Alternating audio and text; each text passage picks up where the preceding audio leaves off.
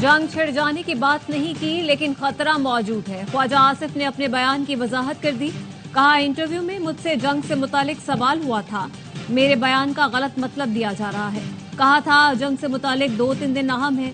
ARY news से गुफ्तगू में कहा, कोई शक नहीं, चंद दिन बड़े हसास हैं।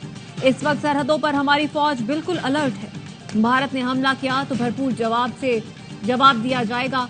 कुछ ममालिक जंग रुकवाने की कोशिश कर रहे हैं। दुनिया को भी पता चल गया है, पाकिस्तान पहलगाम वाक़े की तहकीकात चाहता है। अगर भारत के पास सबूत हैं तो सामने लाए। हम इस झूठ को बेनकाब करना चाहते हैं।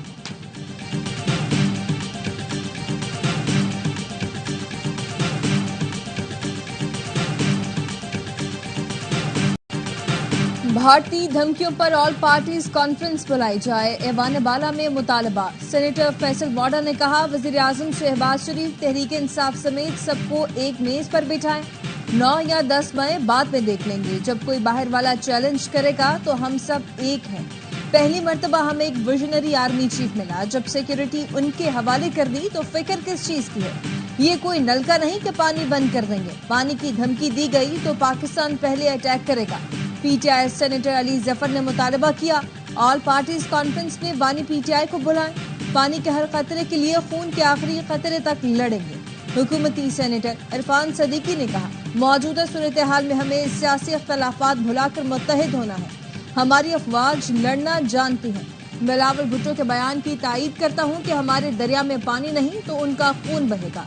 अनवारुल हक काकड़ बोले, हिंदुत्व सियासत अक़लियतों को दबाने की कोशिश कर रही है। जॉन मोहम्मद वलीदी ने कहा, भारत में इतनी ताकत नहीं कि पाकिस्तान को खा जाए। सिंतास माहिदा बहुत बड़ा है, इसको आजकल हाथ लगाना भी मुमकिन नहीं।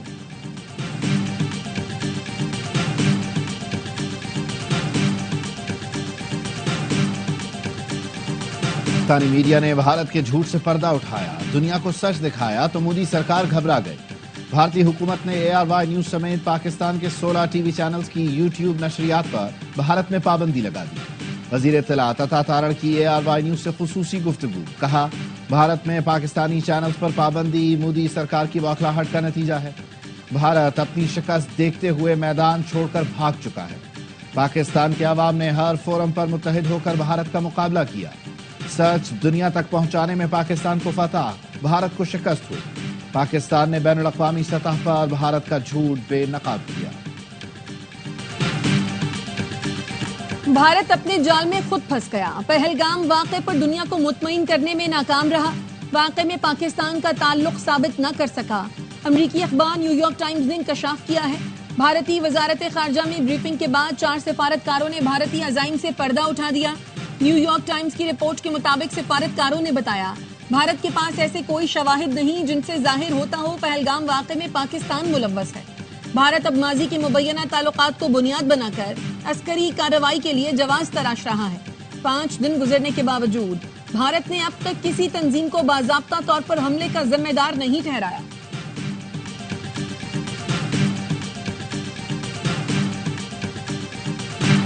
27 लोगों की जान गई, सिक्योरिटी क्यों नहीं थी? भारतीय ऑपोजिशन के मोदी सरकार से सवाल।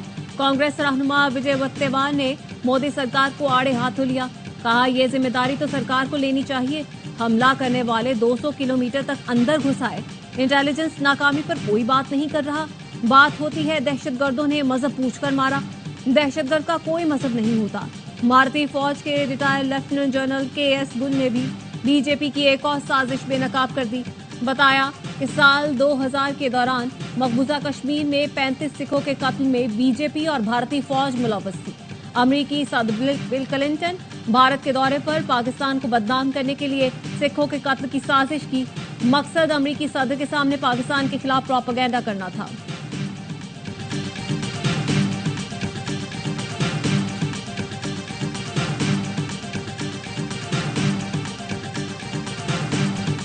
भारत में होने वाले तमाम दहशतगर्द हमले बीजेपी दौरे हुकूमत में हुए। भारतीय खातून ने बीजेपी दौर में होने वाले दहशतगर्द हमले गिनवा दिए। कहा, कारगिल में खून रेजी की जिम्मेदार बीजेपी। 2002 और 2017 में अमरनाथ में यात्रियों पर हमले की जिम्मेदार मोदी सरकार है। मोदी सरकार ने 2016 में पठानकोट और उड़ी में हमला कराया। पुलवामा हमला भी मोदी सरकार की ईमा पर हुआ। खातून का कहना है, पहलगाम वाकया भी मोदी सरकार की ही सियासी चाल है। مودی حکومت آتے ہی بھارت اور اس میں رہنے والے خطرے سے دوچار ہو جاتے ہیں. انتخابات قریب آتے ہی بھارت میں اس طرح کے حملے کروائے جاتے ہیں. کشمیر میں 10 لاکھ بھارتی فوج ہے. یہاں تو سوشل میڈیا پوسٹ پر لوگوں کو اٹھا لیا جاتا ہے. پھر اتنا بڑا حملہ کیسے ہو گیا؟ ہر بات کا الزام مسلمانوں پر عائد کر دیا جاتا ہے جو اب برداشت نہیں کیا جائے گا. کشمیری بھڑک اٹھے. مقبوضہ کشمیر کے واسیوں کا کہنا ہے کشمیر کچھ لوگوں کے لیے انڈسٹری ہے اور ہم کشمیری خام مال. ہمیں نہیں چاہیے سیاحت، نہیں چاہیے ایسی طرح.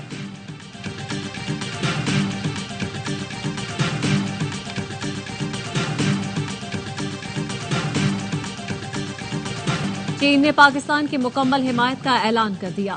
پہلگام حملے کی جلد شفاف اور منصفانہ تحقیقات کا مطالبہ. چینی وزیر خارجہ نے نائب وزیر اعظم اسحاق ڈار سے ٹیلی فونک گفتگو میں کہا دہشت گردی کے خلاف پاکستان کی کوششوں کی حمایت کرتے ہیں. پاکستان اور بھارت بات چیت سے کشیدگی میں کمی لائیں. سینتاس معاہدے کا معاملہ. نائب وزیر اعظم اسحاق ڈار کی زیر صدارت اعلیٰ سطح اجلاس. وفاقی وزیروں سمیت ماہرین کی شرکت. اسحاق ڈار نے کہا پاکستان اپنے حصے کے پانی کے تحفظ کے لیے تمام ضروری اقدامات کرے گا. پانی کو بطور ہتھیار استعمال کرنے کی بھارتی کوششوں کی مذمت کرتے ہیں.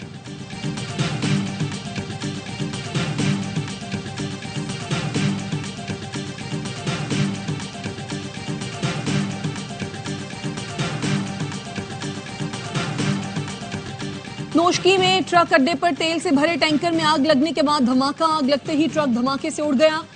قریب کھڑے درجنوں افراد جھلس گئے. جھلسے افراد کو اسپتال منتقل کیا جا رہا ہے.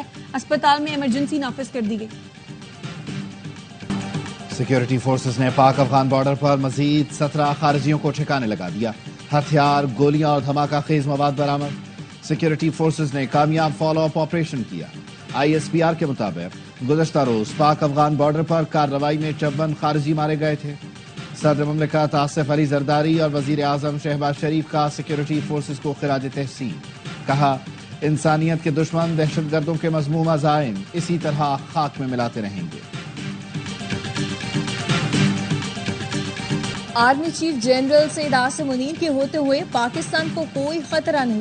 گورنر سندھ کامران ٹیسوری کا استنبول میں استحکام پاکستان کے عنوان سے تقریب سے خطاب. کہا آرمی چیف چاہتے ہیں پاکستان ترقی کرے. افواج مضبوط ہیں، اس کے ہماری سرحدیں محفوظ ہیں. ہم دشمن کو گرانا بھی جانتے ہیں اور معافی مانگنے والے کو چائے پلانا بھی جانتے ہیں. پاکستان کی فضائی حدود کی بندش سے بھارتی ایئر لائنز کو یومیہ 20.5 کروڑ روپے کا نقصان. بھارتی ایئر لائنز کی ہفتہ وار اوسطاً 1200 پروازیں پاکستانی فضائی حدود سے گزرتی تھی. بھارتی جہازوں کو اب کھلے سمندر تک جا کر رخ تبدیل کر کے سفر کرنا پڑتا ہے. مسافروں کی جانب سے دوسری ایئر لائنز کے استعمال سے بھی بھارتی ایئر لائنز کو نقصان کا سامنا ہے.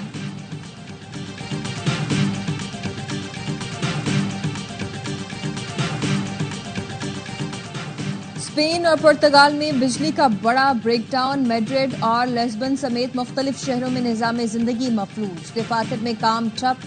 سگنلز بند ہونے سے ٹریفک کا نظام درہم برہم. پروازیں تاخیر کا شکار. ہزاروں مسافر رل گئے. میٹرو، ٹرینوں اور لفٹس میں لوگ پھنس کر رہ گئے. میڈرڈ میں کھیلوں کی سرگرمیاں بھی معطل. اسکور بورڈ بند ہونے سے ٹینس کا میچ منسوخ کر دیا گیا. پاور گرڈ اسٹیشن حکام بجلی کی معطلی کی وجہ بتانے سے قاصر ہیں. بحالی کے لیے ہنگامی بنیادوں پر کام جاری ہے. حکام ممکنہ سائبر حملے سمیت مختلف پہلوؤں پر تحقیقات کر رہے ہیں.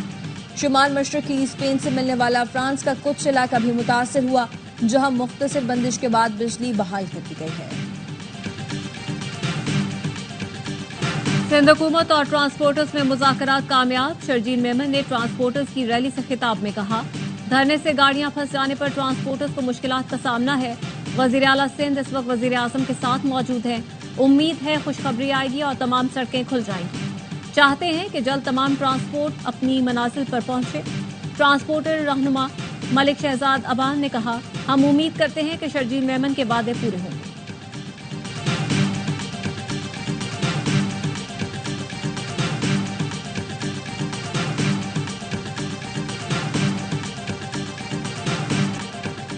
جولائی سے دسمبر پاکستان کی معاشی صورتحال مزید بہتر ہوئی. عمومی مہنگائی تیزی سے کم. کرنٹ اکاؤنٹ بیلنس سرپلس ہو گیا.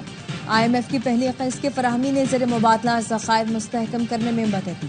اسٹیٹ بینک نے 6 ماہی معاشی رپورٹ جاری کر دی. IMF کا شرائط اور اہداف پر رائٹ سائزنگ کی رفتار تیز کرنے کا فیصلہ۔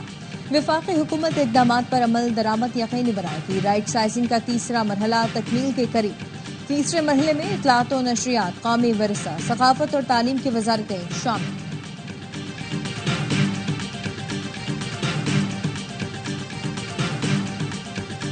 24 سال بعد پہلی بار مالیاتی سرپلس حاصل کیا گیا۔ پاکستان اہم موڑ پر پہنچ چکا ہے، معیشت بحالی اور تبدیلی کی راہ پر گامزن ہے۔ وزیر خزانہ محمد اورنگزیب کا ہارورڈ یونیورسٹی میں خطاب، کہا پاکستان میں مہنگائی بڑھنے کی شرح 60 سال میں سب سے کم ہے، روپے کی قیمت میں 3% اضافہ ہوا۔ وزیر خزانہ کی دنیا بھر کے سرمایہ کاروں کو پاکستان کی ترقی میں شامل ہونے کی دعوت۔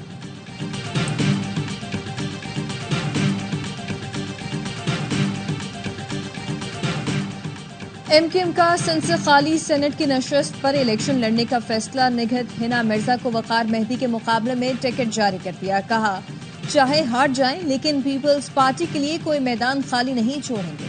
یہ نشست تاج حیدر کے انتقال کے باعث خالی ہوئی تھی۔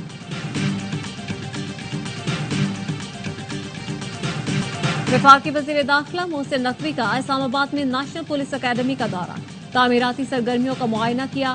اعلیٰ معیار کے ساتھ اپ گریڈیشن پروجیکٹ 6 ماہ میں مکمل کرنے کی ہدایت۔ کمانڈنٹ اکیڈمی کو نیشنل پولیس فاؤنڈیشن کی جانب سے 25 کروڑ کا چیک دیا۔ محسن نقوی نے کہا کہ 31 برس بعد نیشنل پولیس اکیڈمی کی اپ گریڈیشن کا پروجیکٹ شروع کیا گیا۔ ہمارا مقصد اسے بین الاقوامی معیار کا ادارہ بنانا ہے۔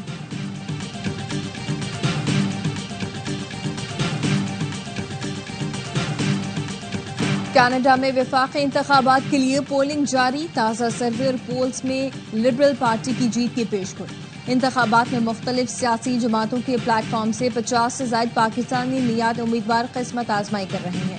پیشگی ووٹنگ کے دوران 7.3 ملین افراد ووٹ ڈال چکے ہیں۔